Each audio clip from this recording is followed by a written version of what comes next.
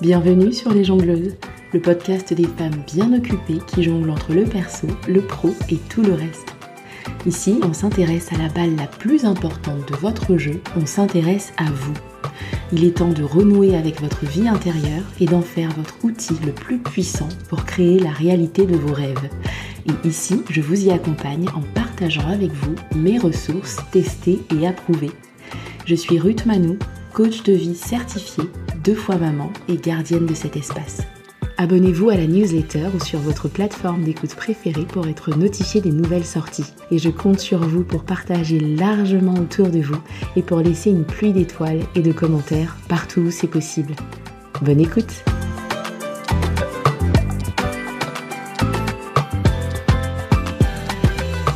Hello mes jongleuses! J'espère que vous allez bien et j'espère que vous gardez la tête froide à l'approche de la fin d'année, voire que vous vivez votre meilleure vie hivernale.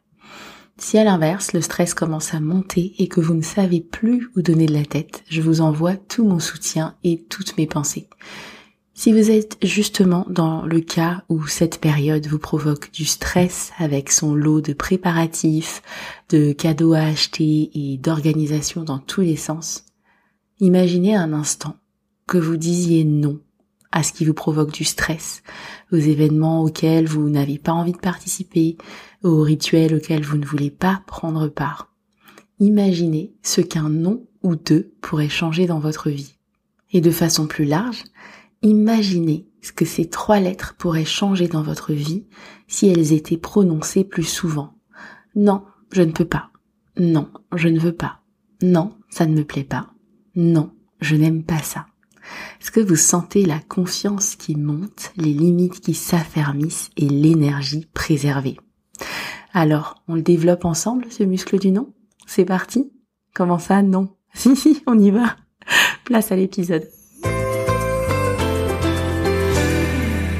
Est-ce que vous avez déjà entendu la phrase « Non est une phrase complète ». C'est une de ces phrases que je voyais énormément passer sur les réseaux sociaux il y a quelque temps. C'est aussi le titre d'un livre au passage. L'idée derrière cette phrase, c'est d'encourager les lectrices et les lecteurs à davantage dire non sans se justifier. Dire non sans se justifier quand au boulot on nous rajoute du travail en plus alors qu'on est déjà ric-rac, quand on nous invite à un événement qui ne nous fait pas du tout envie, quand on nous demande de rendre un service qui va nous coûter en temps et en énergie, un temps et une énergie qu'on n'a pas forcément à l'instant T, ou quand quelqu'un dépasse nos limites avec une blague misogyne, raciste ou des remarques qui nous paraissent déplacées. Alors au début, cette phrase, elle m'a carrément séduite. Mais quelle libération! Bah oui, plus besoin de se justifier ou d'expliquer mes choix. Je peux juste dire non et continuer ma vie. C'est formidable, non? Ce serait pas génial que ce soit aussi facile? Sauf que dans les faits, il y a tout un tas de considérations qui entrent en ligne de compte. Des considérations qui vont de la bienséance ou la politesse à l'impossibilité totale de refuser quoi que ce soit à qui que ce soit. À plus forte raison, juste dire non et pas non merci, et en plus sans aucune justification. Donc sur le papier, 1000 fois oui à cette idée. En fait, on ne peut être que d'accord. Maîtriser l'art et la manière de dire non, c'est une voie royale pour s'affirmer, pour poser ses limites, pour protéger son énergie, pour utiliser son ton comme on l'a décidé et pour vraiment être intentionnel dans ses choix de vie. Donc bien sûr, oui au non comme phrase complète. Le problème, c'est que une fois qu'on a dit ça, en fait, on n'a pas vraiment avancé dans la maîtrise de l'art et la manière de dire non.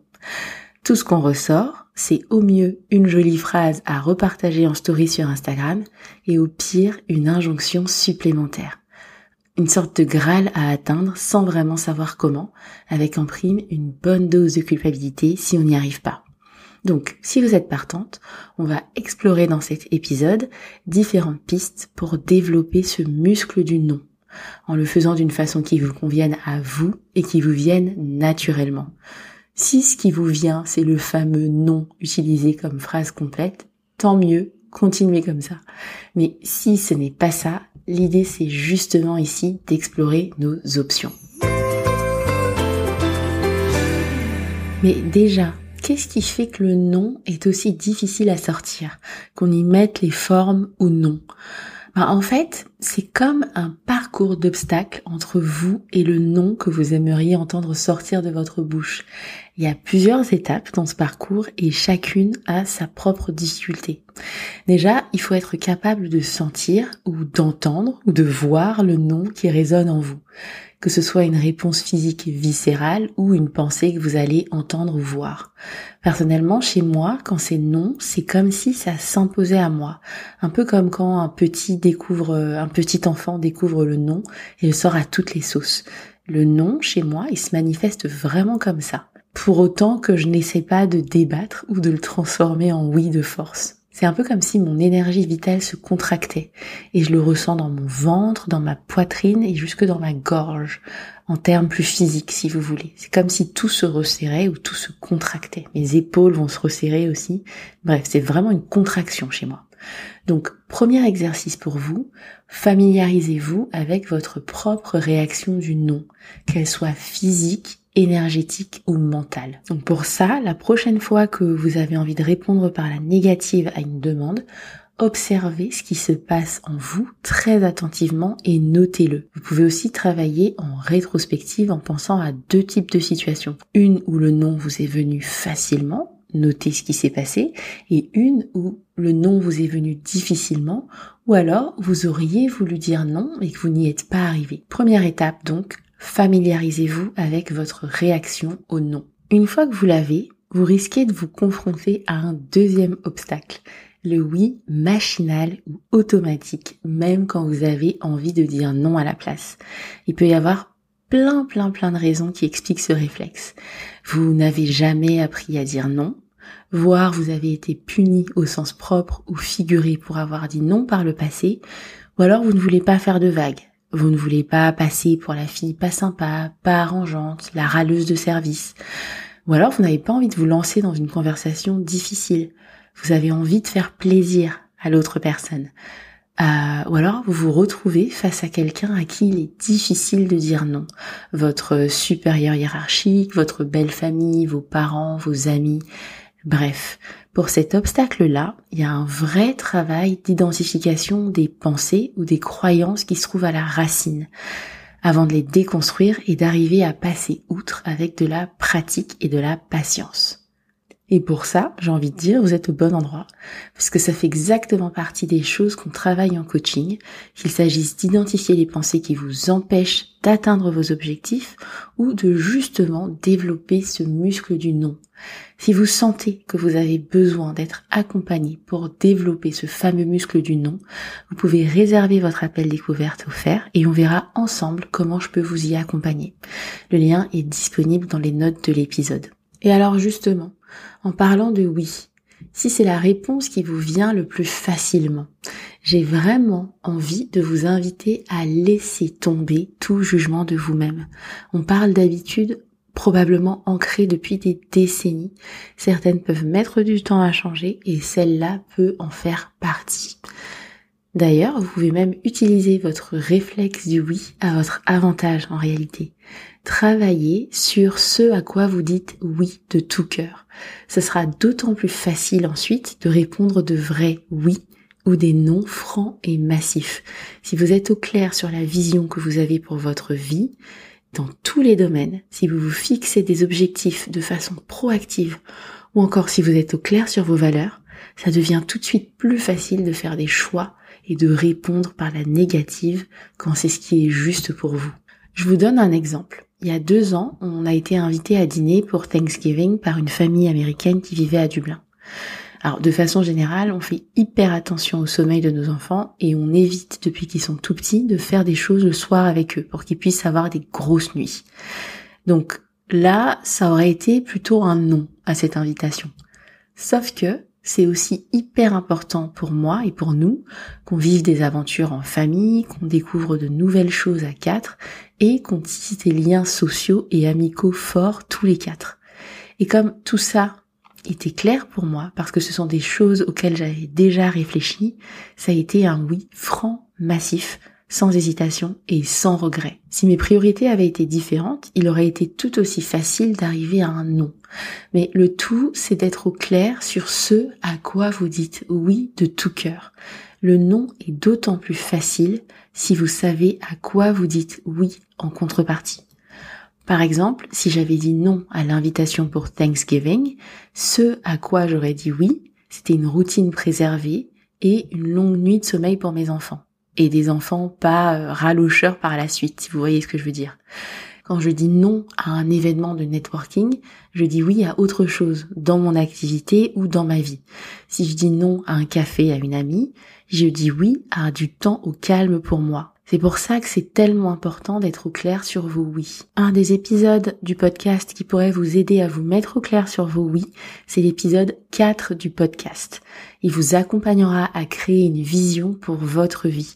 Je vous remettrai le lien dans les notes de l'épisode également. Donc, on récapitule. Vous vous êtes familiarisé avec votre réaction physique, viscérale du non. Vous avez identifié les croyances à la racine de votre oui machinal, seul ou accompagné dans le cadre d'un coaching, et vous avez identifié les choses auxquelles vous étiez prête à dire oui de tout cœur, dans le but de vous aider à arbitrer plus facilement en cas de décision à prendre. Félicitations, vous avez gagné le droit d'aller au niveau supérieur du jeu. Là où vous allez effectivement formuler votre non. Ça se complique. Je vous ai perdu? Non? Vous êtes toujours là? On continue. Alors, premièrement, on va couper l'herbe sous le pied du oui machinal. Et vous allez vous entraîner à adopter un nouveau réflexe qui est de temporiser. Vous n'êtes pas sûr, vous temporisez. Vous sentez que c'est plutôt non, mais vous ne savez pas comment en faire une phrase complète. Vous temporisez. Vous avez envie de peser le pour et le contre. Temporisez. Ensuite, contrairement à la phrase du début, apportez toutes les nuances que vous voulez à votre non. Au moins pour commencer. Ça peut être un non, mais plutôt ça à la place. Ou un non, pas maintenant. Ou un non, c'est pas tout à fait ça, mais on s'en rapproche.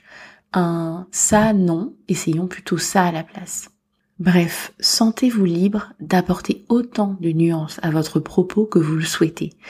L'idée n'est pas non plus de vous tordre dans tous les sens pour ménager la chèvre et le chou, mais vraiment de construire fibre à fibre ce fameux muscle du non. Et enfin, vous allez vous faire un nouveau meilleur ami qui sera votre plus grand allié dans le développement de ce muscle du non. Ce nouveau meilleur ami s'appelle l'inconfort émotionnel. En développant votre muscle du non, en fait, vous choisissez de vous confronter à pas mal de choses. Déjà, vous changez vos habitudes et vos réflexes. C'est inconfortable.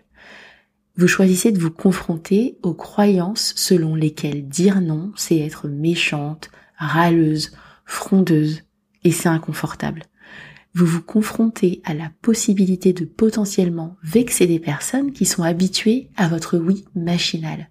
Ça aussi, c'est inconfortable. En plus, vous vous exposez à ressentir de la culpabilité ou des regrets si vous dites effectivement non à quelqu'un ou à quelque chose. Et c'est inconfortable. En gros, vous vous proposez de faire des vagues et vous n'y êtes pas habitué. Et si vous n'y êtes pas habitué, ça peut donner le mal de mer. Donc, plus vous intégrez l'idée que le mal de mer fait partie du voyage que vous avez choisi d'entreprendre pour aller vers votre destination de rêve, moins vous aurez envie de descendre du bateau avant d'être arrivé. Plus vous intégrez que l'inconfort émotionnel est normal, moins vous retournerez vers votre ancien réflexe du oui automatique. Ici, comme dans bien d'autres situations, l'inconfort émotionnel est juste le signe que les choses bougent, changent, que vous avez des courbatures à force de solliciter des muscles dont vous ne soupçonniez même pas l'existence. Pas le signe que quelque chose ne va pas ou que vous vous êtes cassé quelque chose. C'est tout pour aujourd'hui. J'espère que cet épisode vous aura aidé à désamorcer votre oui réflexe et à développer votre muscle du non. Je vous donne rendez-vous dans 2 semaines pour le dernier épisode de l'année et d'ici là, prenez soin de vous.